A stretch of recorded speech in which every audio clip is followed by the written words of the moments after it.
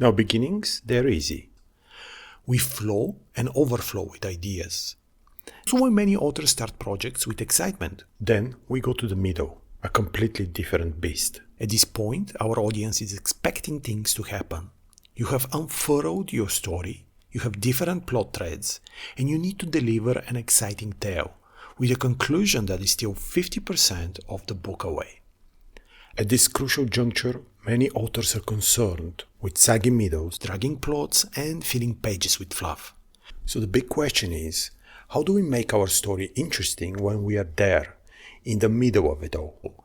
And if you are writing fantasy, you have a 150,000 word planned project. That means the middle of your book is still 75,000 additional words from the ending. That's almost a whole normal book left. Ouch!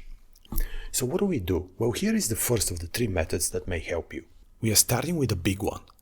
Ask yourself, what if my book is a spy thriller? And your answer obviously will be, but it is not. Yes, I understand. But imagine it for a second.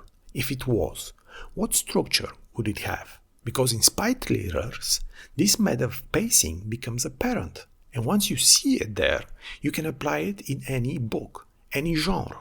So let's take an example of a fantasy book that uses this method. Can you think of one? The example we'll be using is from the book The Will of the Many.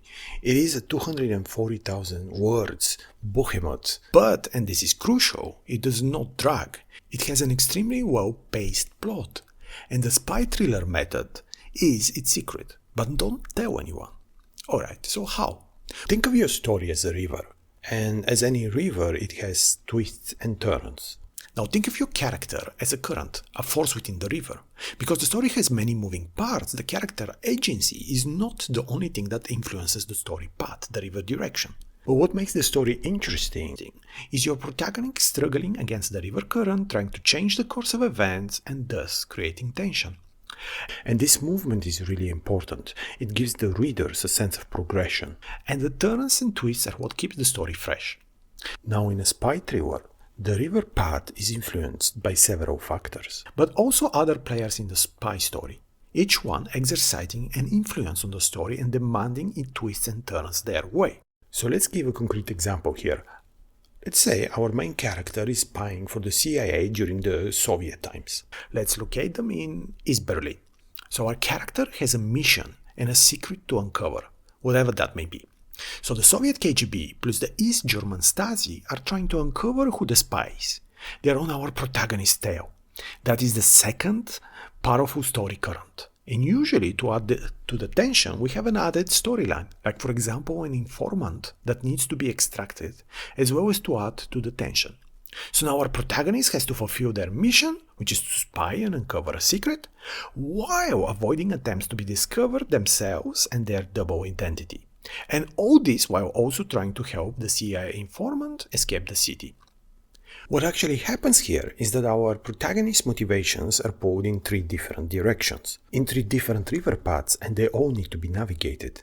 In The Will of the Many, we have our protagonist who wants to move to the top of the class, so he can later find a position that does not require him to participate in the pyramid of power and to seed. That could have been the story by itself. A character walking into a magic academy setting and making friends and progressing there based on the story direction, in this case to the top of the class. But we also have another current, another character with their own pull on the story. His adopted father sends him to this academy for an entirely different purpose, to unravel a mystery that is deeply important to his adopted father, to the point that he is even ready to sacrifice our protagonist for it. So a completely different motivation set is acting on the main character on this storyline. And finally, the third plot current comes from the rebels. They have their own agenda and they're trying to influence the world, events and our character. Thus, we end up with three forces, exercising a pull on the plot and the protagonist. This translates into the story feeling like a thriller, just like a spy thriller. The plot is forced in different directions. We as readers clearly understand why, because the motivations of each faction are well described, so we have no problem following along. This setup also allows for plot twists, as the story moves in a particular direction and then as abruptly is altered by the twist from one of the three forces shaping the story.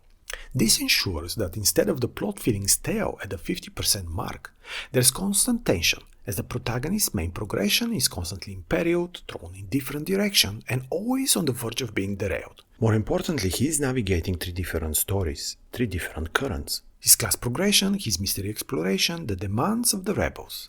3 currents, same story. And that is how a 240,000 word book feels so well paced all the way through. You can do this with any story. Let's think about an adventure. So we need to go from point A to point B, something extremely simple and banal, rescue the princess. At the end you want to put, let's say, a plot twist because the princess doesn't need to be rescued. Okay, but this is your beginning and the story, right? Go from point A to point B and then point B, rescue this princess. But now the king comes to you and says, because we want to give another threat, right? And he says, listen, I don't care about my daughter, not at all. What I want you to do once you're in point B, and then you give something that the king wants, right? He wants perhaps an item, or for you to achieve something, kill somebody, doesn't matter what it is. You know, this is part of creating the story. Then the mage comes, like this is a really powerful mage, and he says, oh, you're going to point B. Listen, I don't care about the princess. Nobody cares about her. I don't care about what the king wants. What I want you to do for me at point B is this. And now the king says, listen, if you don't do my thing, I'm going to cut your head off. Now the mage says, I'm going to burn you alive if you don't do my thing. So go there and do my thing. And your protagonist is like, I want to rescue the princess. But now he has to do all those other stories. So again, this adventure starts, but instead of having an adventure about rescuing the princess, which we are going to have, we also have to keep in mind what the king wants and what the mage wants, right? So now your story is richer. And then you can throw in events, like for example, you're at point B, you're working your way towards rescuing this princess, and then a demon appears. Like a demon, yes, sent by the mage. And the demon mage says, listen, how are you progressing on my storyline? And the main character is like, well, I was just about to go into the castle. No, forget the castle, forget the princess. Let's do my thing. And so you see how now all of a sudden you have to write, this turn in the river, and that is propelled by a character, the mage, and by having an influence like that on your character and an influence on the story from 3 different directions. An exciting story with twists and turns that constantly does something. Okay, now let's look at the second way to make your middle interesting. A technique used by renowned writers I do not recommend for those working on the first book break, even as it may seem alluring. The multiple POVs. Easy. But the important part is why you should not do it, and if you do decide to use this technique, why to be wary of it. Now, obviously, employing multiple POVs means you have more stories to tell, characters to follow, each with their own arcs. So you pick an overall plot, then populate your world with different characters, and you pick a handful to write about. When you reach the 50% mark of the book, if you have just one protagonist, you might be wondering where to take them next. But with a multiple POVs, you will need another 50% just to finish their stories. So that's perfect. The best example of this is George R.R. Martin's The Game of Thrones. Multiple POVs with many characters. That is exactly what we want. Now, why I don't suggest this for new writers? Well, because of the following. You really need to know what you're doing. You have to develop strong, distinct characters while balancing each one as part of the same overall story arc.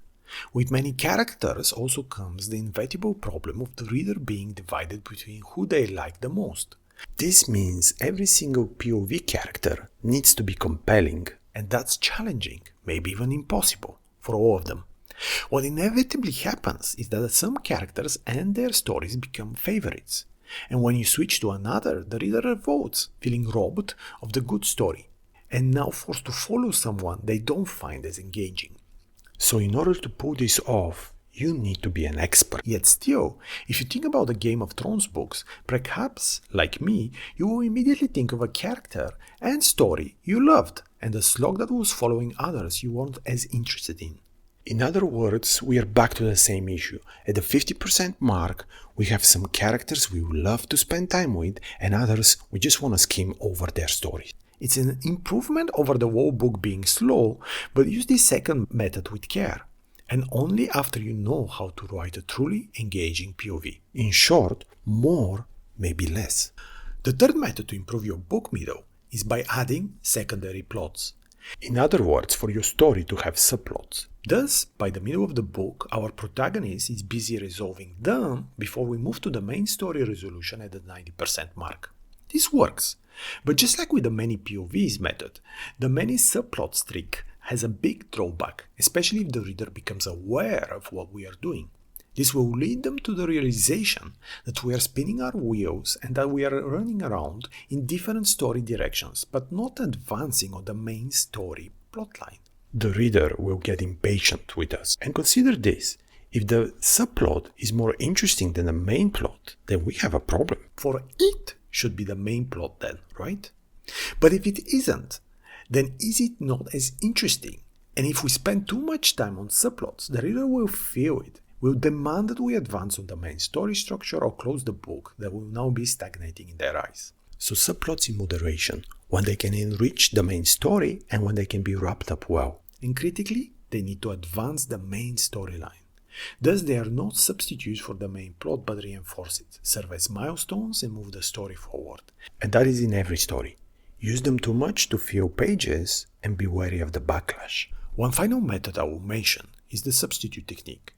That is, when we are moving towards story resolution, only to have the scope of the story grow, a false end of sorts. In Star Wars, the peasant boy from a desert planet finds out that not only must he deliver the plans of the Death Star to the rebels, but in the end actually defeat the Death Star. The story ending substitution is always towards growth, meaning that the ending becomes bigger, more challenging, and thus you may have a false ending towards which the book and the story had been growing, only for all of a sudden, in a plot twist, you get your story to expand. This means you need to write more, and this sort of false ending still requires that we build tension as we move towards it, only for our hero to find there is further to go. And at this point, the audience is committed, and voila, we are past the book middle and climbing towards another mountain, so to speak. So consider those 4 methods, and hopefully you get many ideas for your book middle as you listen to this video, getting yourself recharged and realizing new ideas and paths for your story. You can also use the following story tools if you are stuck in your book middle. Creating a midpoint split between characters, introduction of a new character, the drawback collapse, moving the story backwards instead of forwards, introducing a new mystery to focus on, a mirror moment to redefine the protagonist's journey, changing the rules of the game. Successful writing to you. Now get out of here. Wait. Like and subscribe. Like... if you want, like and subscribe.